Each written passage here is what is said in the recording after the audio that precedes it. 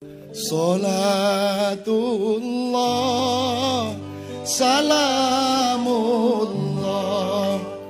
ala Taha Rasulillah.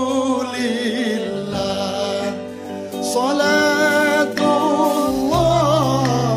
salamullah ala Yasin Habibillah. Salatullah salamullah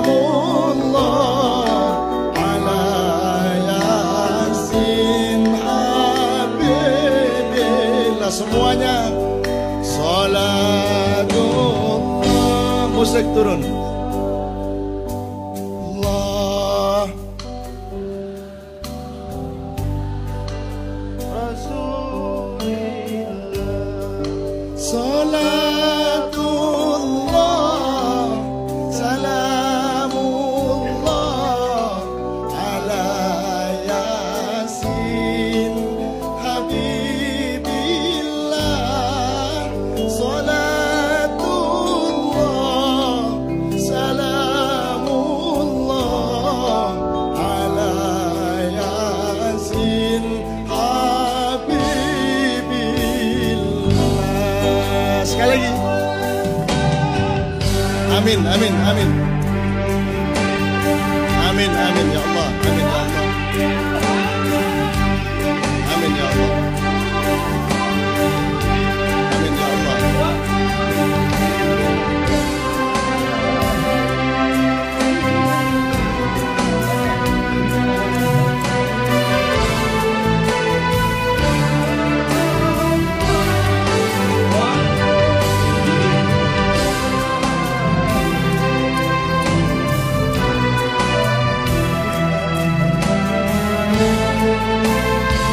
Sekali lagi yang terakhir ibu-ibu semua.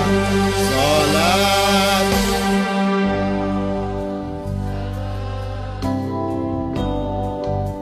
ala Taha Rasulillah. Salatullah salamullah ala Yasin Habibillah. Salatullah salamullah ala Yasin Habibillah.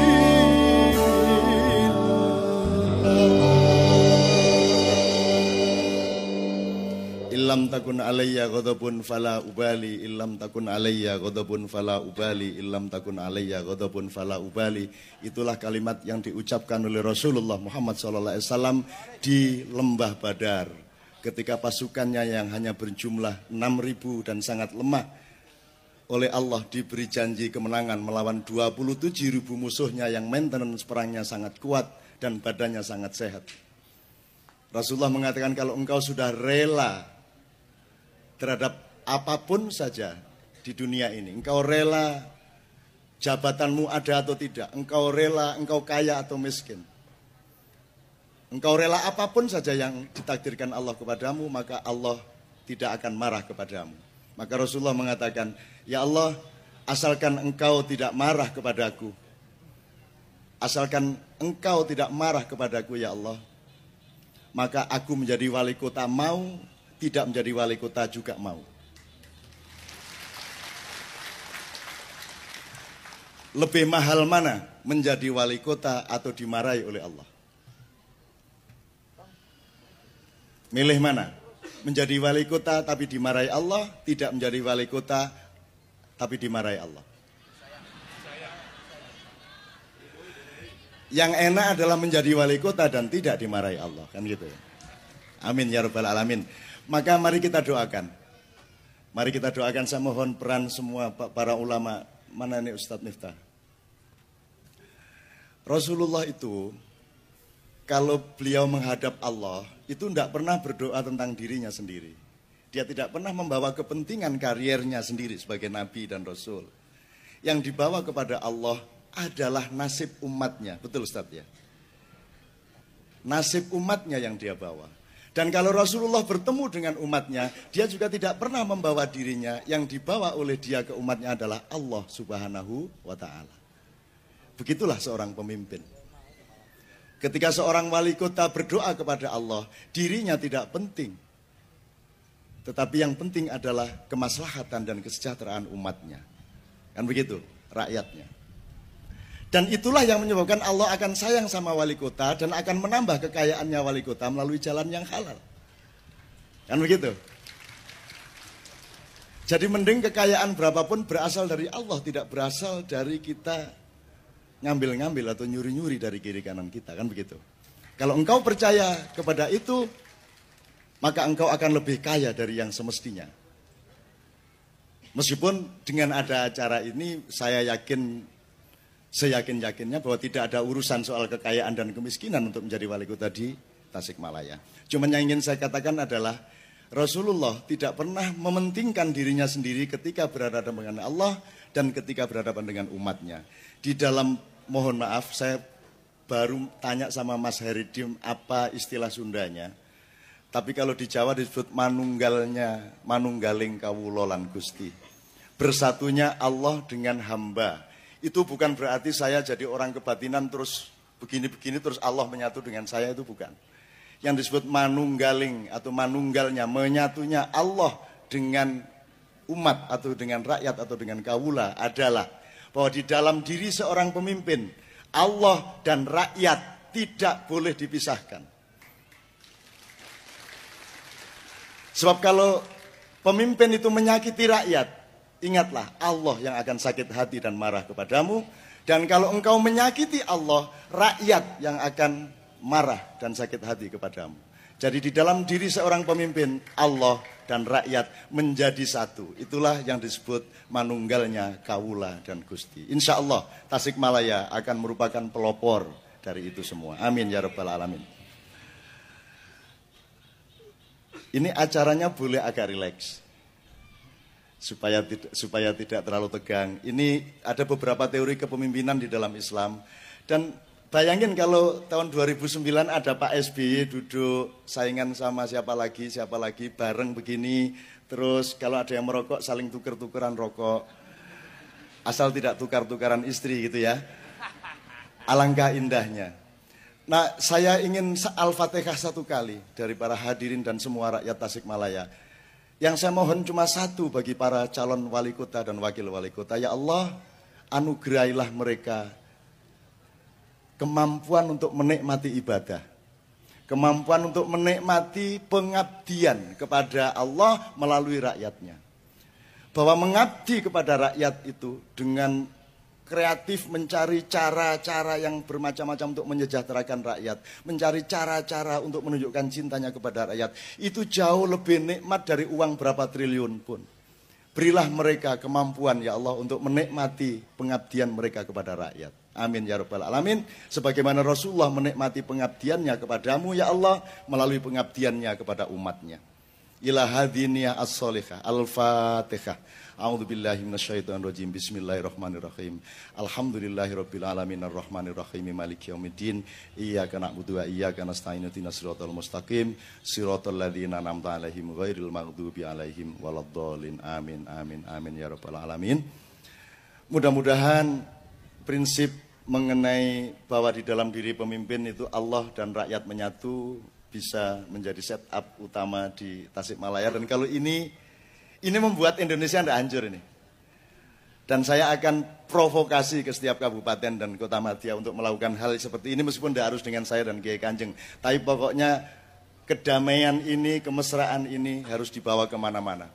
Dan Ketua KPU Provinsi Jawa Barat sudah berjanji kepada saya bahwa untuk provinsi kita akan kasih contoh lagi untuk seluruh Republik Indonesia hal seperti ini. Bayangin kita ini punya presiden bertengkar terus sama wakilnya, coba. Bertengkar terus isinya tiap hari di Jakarta di koran-koran itu. Mudah-mudahan Allah Subhanahu wa taala memberi helm kepada Tasikmalaya. Dia tidak kena virus-virus yang seperti itu. Amin ya rabbal alamin. Nomor 2. Anda nanti akan memilih siapa di antara beliau berenam ini yang paling pantas. Kalau pakai teori KPU dengan belajar wacana-wacana demokrasi modern itu ada yang namanya akseptabilitas, apa menerek?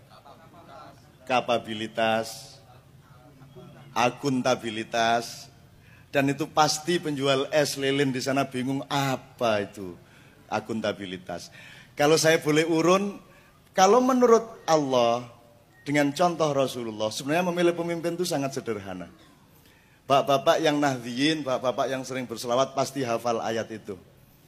A'udzubillahi minasyaitonirrajim. Laqad ja'akum rasulun min anfusikum azizun 'alaihi ma anittum harithun 'alaikum bil mu'minina raufur rahim.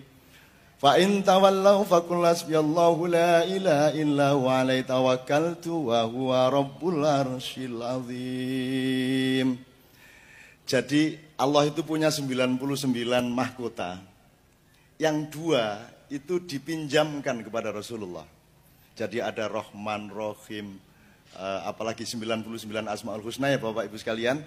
Itu ada 2 mahkota, ikat sundanya Rasulullah itu dikasih kepada Allah, itu dikasih kepada Rasulullah, yaitu gelar yang namanya Rauf dan Rahim. Dalam ayat itu tadi, laqad ja'akum rasulun min anfusikum bil mu'minina raufur rahim. Itu yang disebut Allah adalah Muhammad sallallahu alaihi wasallam. Muhammad adalah orang yang hatinya rauf, yang jiwanya rahim. Begitulah seorang wali kota, begitulah seorang bupati, begitulah seorang pemimpin, hatinya rauf kepada rakyatnya, rahim kepada rakyatnya. Ini mohon maaf ini karena wajib ngasih tausiah dikit-dikit ya, mau ndak mau saya harus mengucapkan ini. Nah, untuk tahu wali kota yang baik kira-kira udahlah nggak usah pakai teori muluk-muluk, dirasain aja kata-kata azizun 'alaihi ma anittum harithun 'alaikum bil mu'minina raufur rahim. Rasulullah itu hatinya berat banget sama umatnya. Kalau ada umatnya menderita, dia menangis. Hatinya berat, gimana bahasa Sundanya ya? Pokoknya hatinya berat sama rakyat. Ada pemimpin yang berat sama uang. Hatinya kalau sama uang itu berat banget. Dia menjadi penghuni utama uang itu. Kekuasaan dan jabatan menjadi penghuni utama di hatinya. Tapi Rasulullah adalah penghuni utamanya adalah Allah dan umatnya. Itu penghuni utamanya apa? Jadi Allah itu alamatnya di hatinya Muhammad. Dan kalau bisa Allah juga beralamat di hati kita. Ka'bah beralamat di hati kita. Apa isi hatimu? Allah dan umat manusia. Allah dan rakyat. Kalau engkau bapak, apa yang ada dalam hatimu? Anak-anak dan istriku. Karena mereka adalah representasi dari Allah SWT di dalam kalbuku. Kira-kira begitu. Jadi pokoknya dilihat-lihat aja lah. Ini kayaknya orangnya memang berat nih hatinya sama rakyat ini. Nggak tegaan dia sama rakyat ini. Dia pasti akan bikin program-program yang oke nih untuk rakyat. Kan kelihatan wajahnya. Jadi nanti silakan memandang wajah beliau-beliau itu. Yang mana yang sorot matanya kira-kira hatinya berat sama rakyat. Azizun 'alaihi ma anittum. Nggak bisa dia ngelihat orang menderita. Nggak bisa dia melihat pedagang kaki 5 dihancurkan oleh. Nggak bisa dia ngelihat. Kalaupun disuruh pergi, dia kasih tempat terlebih dahulu. Dan diajak runding dulu. Jadi orang tidak dilarang dulu sebelum diberi fasilitas. Sebagaimana Allah tidak menyuruhmu sholat, tidak menyuruhmu zakat, tidak menyuruhmu haji dan puasa sebelum Allah memberi alam yang subur, sebelum Allah memberikan rizki yang mencukupi untuk semua manusia. Begitulah seharusnya pemerintah berlaku. Karena pemerintah adalah suami, rakyat adalah istri. Kalau istilah saya begitu. Manusia adalah suami, alam adalah istri. Pak Tani adalah suami, sawah adalah istri. Mereka harus kerjasama dan tidak boleh Pak Tani menghancurkan sawahnya. Pak Tani harus mempelajari sawahnya, harus mengetahui kearifan untuk sawahnya, bagaimana memelihara kesuburannya dan seterusnya. Itulah sifat Allah kepada makhluknya, itulah sifat suami kepada istrinya. Nggak bisa dong suami minta-minta melulu sama istrinya untuk melayaninya, tapi tidak memberinya nafkah secara memadai. memberi nafkah dulu kepada istri, baru minta tidur malam-malam. Kan begitu. Jadi enggak minta melulu. Allah juga begitu. Tidak menyuruhmu sholat sebelum Allah memberi rizki yang memadai kepadamu. Begitu juga wali kota. Dia tidak akan menuntut apapun kepada rakyatnya. Dia akan menuntut dirinya sendiri agar supaya dicintai rakyatnya. Sehingga rakyatnya tidak perlu dituntut apa-apa. Dia akan memberikan kepada wali kotanya. Kira-kira seperti itu. Itu kalau cara Al-Fatihah kan susunannya 3-1-3 Bu ya. Ini mohon Pak Kiai jangan marah sama saya kalau salah, saya dibenahi. Pertama itu Bismillahirrahmanirrahim, Alhamdulillahirrahmanirrahim, Ar-Rahmanirrahim. Ini berarti semua pujian untuk Allah. Jadi 3 ayat pertama ini fokusnya memuji Allah. Yang kedua, yang satu di tengah-tengah yaitu Maliki Yaumiddin. Di situ ada hari perhitungan. Jadi itu titik negosiasi antara suami dengan istri, antara wali kota dengan rakyat, atau antara hamba dengan Allah. Setelah itu masih ayat ke-6, ayat ke-5, itu masih diperlukan ikrar sekali lagi seperti yang tertulis di situ. Ikrar dari hamba kepada Allah, Iyyaka na'budu wa iyyaka nasta'in. Jadi masih dibutuhkan sekali lagi ikrar kepada Allah, baru dia punya hak untuk mohon, ya Allah, ihdinas siratal mustaqim. Jadi jangan Al-Fatihah diawali dengan ihdinas siratal mustaqim. Belum udah minta-minta. Kalau perlu jadi wali kota jangan mau terima gaji sebelum berprestasi. Kira-kira begitu ya. Jadi jangan ihdinas siratal mustaqim dulu sebelum membuktikan Alhamdulillah, Ar-Rahmanirrahim dan seterusnya. Jangan seperti kebanyakan suami-suami datang dari kantor pulang ke rumah langsung, Dek, Bu, ihdinas siratal mustaqim yuk, kan gitu. Dia mesti puji-puji dulu itu. Istri mesti kasih tahu dulu istri. Mesti kasih gede hatinya, kasih nafkah yang cukup. Baru istri merasa ada keseimbangan. Maliki Yaumiddin. Itu pun suami masih harus menyatakan, Ibu, Mama, Iyyaka na'budu wa iyyaka nasta'in. Aku hanya cinta kepadamu dan aku hanya minta begini ini hanya kepadamu. Kepada yang lain aku tidak akan minta. Aku tidak akan skandal sama artis dangdut manapun. Kan begitu kira-kira. Iyyaka na'budu wa iyyaka nasta'in. Baru suami berhak mengatakan ihdinas siratal mustaqim. Nah, istri akan seneng. Tapi biasanya suami-suami langsung pulang ke rumah langsung bilang, Bu, ini sirotnya mustaqim bener ini Bu. Tetapi kan istri kan orang baik, biasanya wanita itu lembut, luas, dan dia terus, ya Allah, dia bersyukur, ya Allah, suamiku ini meskipun kelihatannya berangasan kayak begini, tetapi itu kan tanda bahwa dia cinta kepada aku. Maka di dalam hati istrinya terbitlah pujian-pujian kepada suami. Ibarat di Al-Fatihah, Bismillahirrahmanirrahim, Alhamdulillahirabbil alamin, Ar-Rahmanirrahim. Muncullah pujian itu, tapi si bapak karena sudah duluan ihdinas siratal mustaqim, baru si ibu mau menyebut Ar-Rahman gitu, suami sudah waladolin gitu. Jangan marah ya, karena Al-Quran itu tuntunan untuk apa saja, untuk narik becak, untuk menggembalakan kerbau, untuk menggembalakan kambing, untuk bikin sepak bola bisa tidak terlalu kalah dari Korea dan Arab Saudi. Semua dipandu oleh Al-Quran. Semua, saya ikut ngasih sangu-sangu kepada PSSI sebelum pertandingan. Karena saya sangat percaya kepada Al-Quran, terutama kepada nikmatnya mengabdi. Pak, bapak-bapak calon wali kota, saya ini tidak punya karier. Saya mustahil jadi wali kota seumur hidup. Tidak ada jalan untuk saya jadi wali kota. Jangankan wali kota, camat saja tidak mungkin saya jadi. Jadi guru SMA saja tidak boleh saya. Saya tidak punya gelar sarjana. Jadi saya ini tidak punya kemungkinan apa-apa. Tapi saya sangat nikmat hidup ini. Karena apa? Karena saya diperkenalkan Allah untuk bersaudara dengan banyak orang. Dan saya melayani apa yang Anda semua butuhkan kepada saya dan Kiai Kang.